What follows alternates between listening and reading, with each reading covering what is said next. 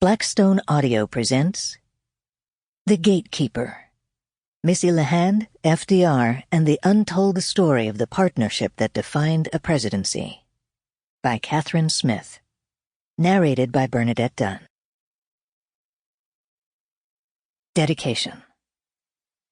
For the original Missy fan club, Barbara, Jane, and Steve. Prologue.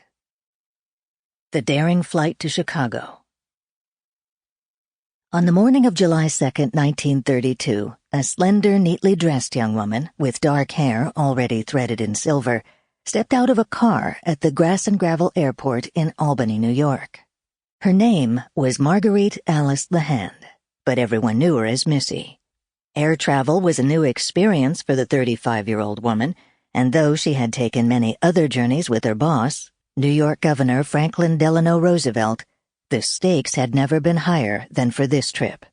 They were flying to the Democratic National Convention in Chicago, where Roosevelt had been nominated for President of the United States the night before.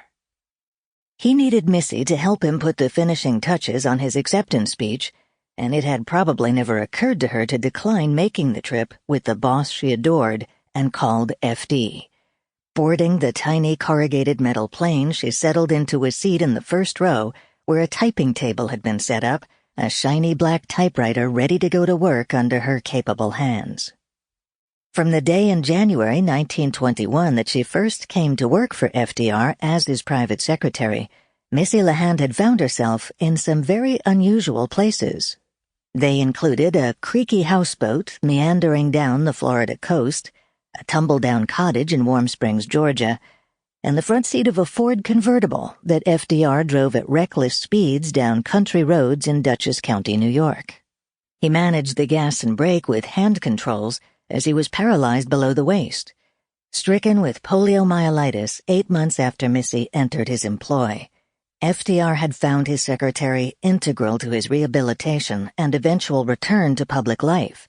Now, after almost 4 years as governor of New York, he was ready to claim the job he had dreamed of holding since he was a young Manhattan lawyer: the presidency.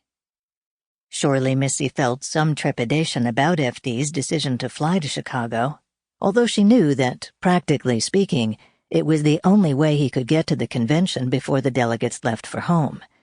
But in a larger sense, the flight was symbolic. FDR was literally launching skyward in a bold and daring gesture to show the country he was ready, willing, and fully capable of running for now. Sample complete. Ready to continue?